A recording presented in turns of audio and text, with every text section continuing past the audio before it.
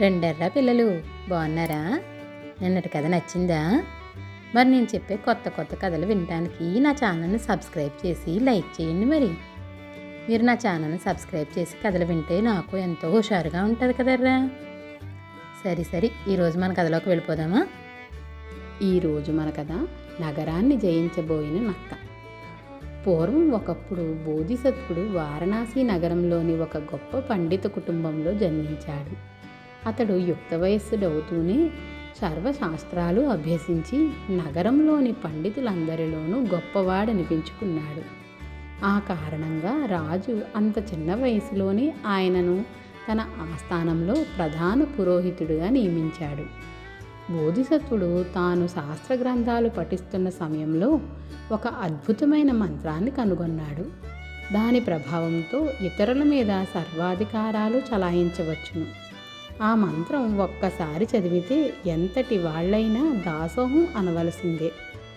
ఆ మంత్ర ప్రభావంతో ఎవరిపైనా అధికారం నెరపాలని బోధిసత్వుడికి ఆశ లేదు. కానీ దాన్ని మరిచిపోకుండా జాగ్రత్త పడాలన్న ఆలోచన కలిగింది. ఇందుకు బోధిసత్వుడు అరణ్యంలోని ఒకానొక ఏకాంత ప్రదేశాన్ని ఎన్నుకున్నాడు. అక్కడ ఉన్న ఒక ఎత్తైన రాతిపై కూర్చొని ఆయన పరిసరాలను చూశాడు. ఎక్కడా మనిషి కానీ జంతువు కానీ ఆయన కంటపడలేదు. బోధిసత్వుడు ఆ అద్భుత మంత్రాన్ని గొంతెత్తి చాలాసార్లు చదివి సూర్యాస్తమయం అవుతుండగా రాతి మీద నుంచి లేచి నగరానికి బయలుదేరాడు. ఆ సమయంలో రాతి వెనుక ఉన్న బొరియలోంచి ఒక నక్క బయటికి వచ్చి, ఓయ్ పండితుడా, నువ్వు చదివిన మంత్రాన్ని నేను కంఠస్థం చేశాను, 1000 నమస్కారాలు అంటూ అక్కడి నుంచి పరిగెత్తసాగింది. నక్కలాంటి హీన ప్రాణి అంత శక్తివంతమైన మంత్రం నేర్చుకోవడం చూసి బోధిసత్వుడు ఎలా అయినా దాన్ని పట్టుకోవాలని వెంటబడ్డాడు. కానీ అప్పటికే చీకటి కమ్ముతున్న కారణంగా దాపులో ఉన్న పొదల చాటున నక్కుతూ అది పారిపోయింది. ఈ నక్క అంతకు పూర్వజన్మలో బ్రాహ్మణుడిగా పుట్టి బతికినాళ్ళు అమితమైన జిత్తుల మారితనంతోనూ పరులకు హాని చేస్తూ కాలం వెళ్ళబుచ్చింది.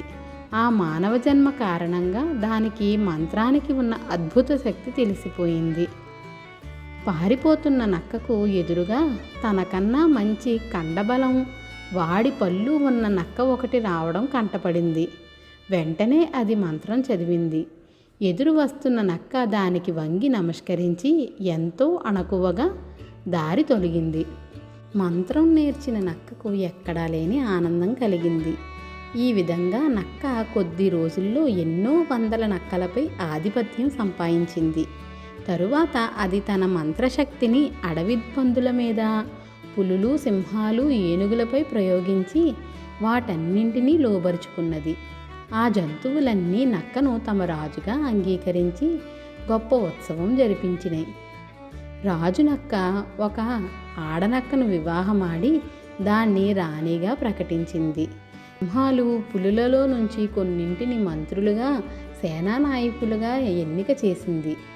ఇన్ని అరణ్యమృగాలు తన ఆజ్ఞలను శిరసా వహిస్తూ తనకు తన భార్యకు సేవలు చేస్తుండటం దానికి ఎక్కడా లేని గర్వాన్ని కలిగించింది. 2 ఏనుగులను పక్కపక్కన నిలబెట్టి వాటిపైన సింహాన్ని నిలిపి దానిపైన రాజునక్క ఆసీనులయ్యేది. కొన్ని జంతువులు దాన్ని మించిన రాజు ప్రపంచంలో లేడంటూ విపరీతంగా పొగడసాగినాయి. నక్కకు ఇవన్నీ వింటుంటే ఆనందంతో పాటు గర్వం కూడా అధికం కాసాగింది. ఈ జంతువులకు రాజునన్న తృప్తితో ఎందుకు కాలం గడపాలి, ఏకంగా వారణాసి నగరాన్ని ఎందుకు జయించకూడదు అన్న ఆలోచన దానికి కలిగింది. కొద్ది రోజుల్లోనే అది మృగాల్లో సాటిలేని బలం గల సింహాలను, కొద్దిపాటి ఇతర జంతువులను సైన్యంగా సమకూర్చుకుని వారణాసి నగరంపైకి దాడికి వెళ్ళింది. అవి రావడం దూరం నుంచి చూసిన నగరవాసులు కొందరు భయకంపితులై నగర వీధుల్లో పరుగెత్తుతూ ఈ వార్తను ప్రజలకు తెలియపరిచారు. నగరంలో కల్లోలం ప్రారంభమైంది.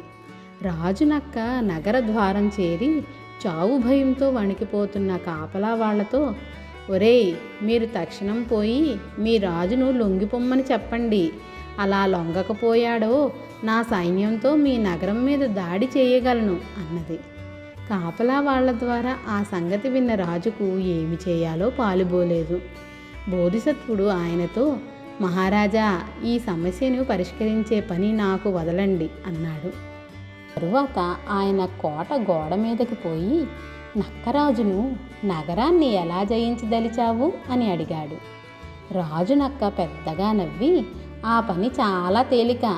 నా సైనిక సింహాలన్నీ ఏకకంఠంతో ఒక్కసారి గర్జించితే నీ సైనికులు, పౌరులు ప్రాణభయంతో చెల్లాచెదురుగా పారిపోతారు అన్నది. బోధిసత్వుడికి నక్క మాటలు అబద్ధం కాదని తోచింది.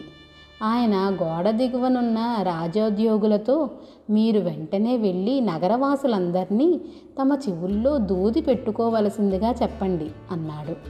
ఆ పని పూర్తి కాగానే ఆయన రాజునక్కతో, నగరాన్ని జయించేందుకు నువ్వేం చేయదలిచావో చెయ్యి అన్నాడు. 2 ఏనుగులపై నిలబడిన సింహం మీద కూర్చుని ఉన్న రాజునక్క సింహాలన్నింటినీ ఒక్కసారిగా భయంకర గర్జన చేయమని ఆజ్ఞాపించింది. ఆ మరుక్షణం పరిసరాలన్నీ దద్దరిల్లిపోయేలా సింహాలు గర్జించినాయి.